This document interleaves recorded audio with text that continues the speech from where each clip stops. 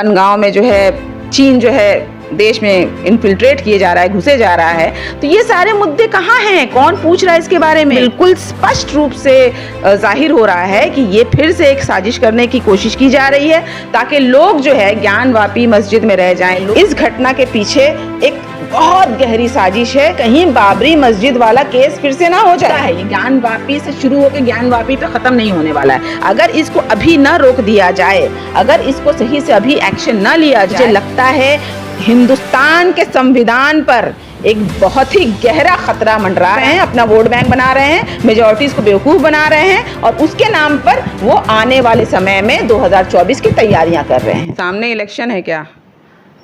2024 बहुत सामने है और बिल्कुल स्पष्ट रूप से ये देखा जा सकता है कि किस तरह से जो देश में जो इम्पॉर्टेंट मुद्दे हैं, महंगाई का हो, बेरोज़गारी का हो, डीजल पेट्रोल जो है धड़ल्ले से बढ़ा जा रहा है, पनगांव में जो है चीन जो है देश में इन्फिल्ट्रेट किए जा रहा है, घुसे जा रहा है। तो ये सारे मुद्दे कहाँ हैं, कौन पूछ रहा है इसके बारे में? कहाँ से आ गया ये मंदिर मस्जिद, कहाँ से आ गया कि कुतुब मीनार को तोड़ दो, कहाँ से आ गया कि ताजमहल जो है वो हिंदुओं का है? ये सारी बातें क्यों आ रही हैं? ये बिल्कुल स्पष्ट रूप से जाहिर हो रहा है कि ये फिर से एक साजिश करने की कोशिश की जा रही है ताकि लोग जो है ज्ञानवापी मस्जिद में रह सारे मुद्दों में भटक कर जो है वो कहीं ये सवाल न कर बैठे कि बताइए कि वो लाल आंखें कहाँ गई।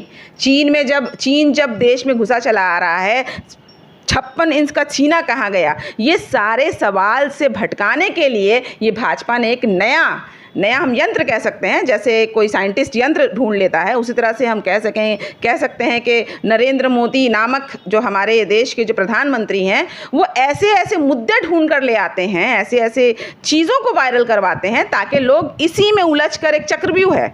देखिए ये जो आज सोशल मीडिया का दौर है, वहाँ पर ऐसे ऐसे चक्रव्यूह रूपी जो वीडियो, जो बातें सामने खुलकर आती हैं, अब लोग क्या है कि उसको लेकर ही चाय दुकान में, पान दुकान में डिस्कस करते रह जाते हैं कि अरे भाई ये ज्ञानवापी क्या है, अरे भाई ये मंदिर के नीचे क्या कुछ निकला है या मस्जिद के नीचे कुछ निकला है। तो अब जाहिर सी बात है ऐसे मुद्दे में, क्योंकि देखिए हिंदुस्तान एक सेंटिमेंटल देश है जहाँ पे लोग भावुक हैं, लोगों की भावनाएं हैं, खासकर धर्म को लेकर, वो किसी भी धर्म के लोग हों, बहुत भावुक हैं अपने अपने धर्म को लेकर। और मैं हर एक धर्म का सम्मान करती हूँ, हर एक लोगों कि ये राइट्स है कि वो अपने अपने धर्म को लेकर भावुक रहें। लेकिन इस भावनाओं को लेकर कौन खेल रहा है, इस भावनाओं को लेकर कौन इसको लेकर अपनी गणित बैठा रहा है, ये देश को आज देखना होगा, ये देश को जानना होगा, ये देश के एक एक बच्चों को जानना होगा कि ये जो आज मुद्दा है, ज्ञानवापी मस्जिद ही नहीं बल्कि मैं कहूँगी कि आज देश में अभी कुछ दिन पहले ही आपने देखा किस तरह से बुलडोज़र चला, किस तरह से रामनवमी के अवसर पर जो भी दंगाई थे, जिन्होंने भी कुछ भी किया, ये सारी चीज़ें सामने भटक कर मुझे लगता है ये हर एक 15 दिन में इस तरह की चीज़ें घटकर सामने आ रही हैं। और इसके पीछे की साजिश जो है वो बिल्कुल स्पष्ट है कि सामने चुनाव है। सर्वे पूरी तरह से मैं कहूँगी लीगल है, क्योंकि लोअर कोर्ट जो है वो सुप्रीम कोर्ट के ऑर्डर के अगेंस्ट गई है, मेरी जहाँ तक समझ है।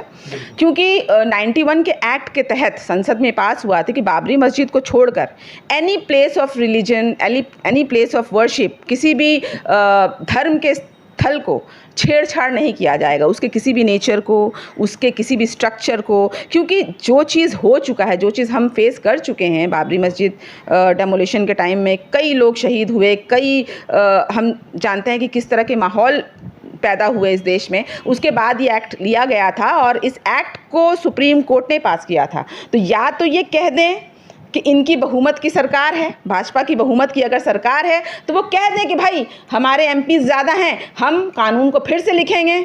तो ये आकर सामने स्पष्ट कह दें, मन की बात में वो आकर कह दें कि हम जो है कानून को नहीं मानते, हम जो सुप्रीम कोर्ट के फैसले को नहीं मानते, हम नहीं मानते कि कौन से एक्ट, कौन से लॉ को पास किया गया है। और से मैंने भी देखा कुछ फ़ोटोज़ और सोशल मीडिया में भी थोड़ा बहुत फॉलो करती हूँ, और सोशल मीडिया में मैंने देखा कि वो शिवलिंग के आकार का कुछ है तो ज़रूर, लेकिन बहुत हद तक वो फव्वारे जैसा दिख रहा है, उसमें कुछ छिद्र भी हैं, उसमें से फव्वारा निकल रहा है। तो मुझे नहीं लगता कि अगर कोई शिवलिंग अगर किसी सीमेंट का बना हुआ अगर कोई चीज़ हो या पत्थर से बना हुआ चीज़ हो तो उसमें छिद्र कैसे हो जाएगा, और छिद्र हो के उसमें से फाउंटेन कैसे निकलेगा, ये मेरे समझ के बाहर है।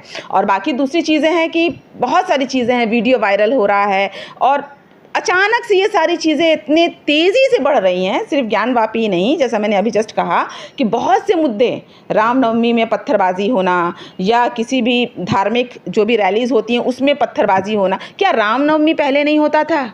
क्या हनुमान चालीसा पहले नहीं होता था? क्या मस्जिदों में नमाज़ें पहले नहीं पढ़ी जाती थी?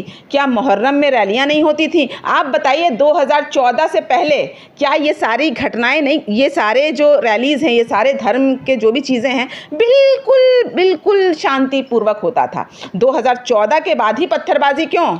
2014 के बाद ही ये जुलूस में जो है इस तरह के साजिश क्यों? तो ये बिल्कुल साफ है कि ये सारे घटना को बिल्कुल सजाया हुआ है, ये बिल्कुल आईटी सेल के द्वारा किया गया है।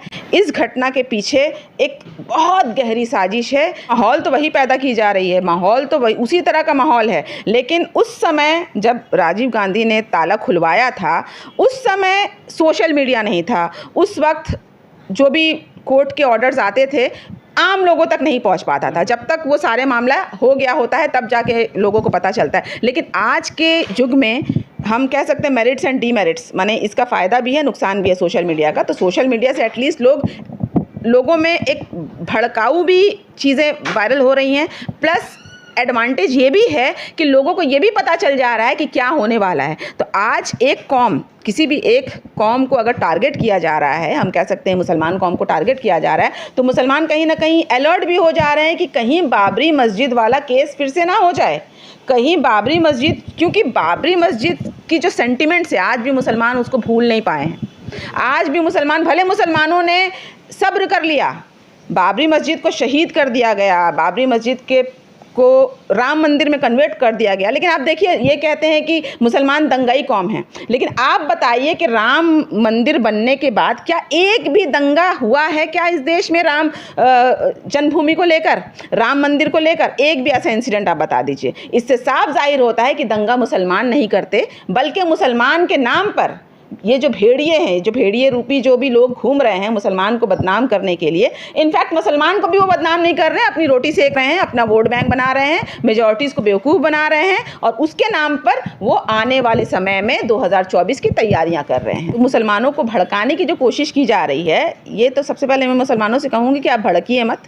देश है, देश में कोर्ट है, कानून है, और इसका फैसला ज़रूर होगा, क्योंकि इस देश में जितने मेजॉरिटीज़ का हक है उतने ही ज़्यादा माइनॉरिटीज़ का भी हक है इस देश। तो ये साफ जाहिर है कि ये जो मुद्दा है ये ज्ञानवापी से शुरू होकर ज्ञानवापी पे ख़त्म नहीं होने वाला है। अगर इसको अभी ना रोक दिया जाए, अगर इसको सही से अभी एक्शन ना लिया जाए, मुझे लगता है हिंदुस्तान के संविधान पर एक बहुत ही गहरा खतरा मंडरा रहा है। ये इतना ज़्यादा गहरा खतरा है जो हम देख सकते हैं कि 200 साल पहले जब गोरों ने देश पर अटैक किया था, शायद उससे भी कहीं ज़्यादा गहरा आज हिंदुस्तान पर इस भाजपा रूपी हम कह सकते हैं दुश्मन, हम कह सकते हैं देश के दुश्मन, जो भाजपा रूपी देश के दुश्मन हैं, उसका जो साया है, काला साया है, वो देश पर जो मंडरा रहा है, वो ज्ञानवापी, वो ताजमहल, वो कुतुब मीनार तक नहीं रुकेगा। अगर हमें इन्हें, जब तक हम इनको रोकेंगे नहीं, तब तक मुझे लगता है ये देश में खून खराबा करवा के रहेंगे,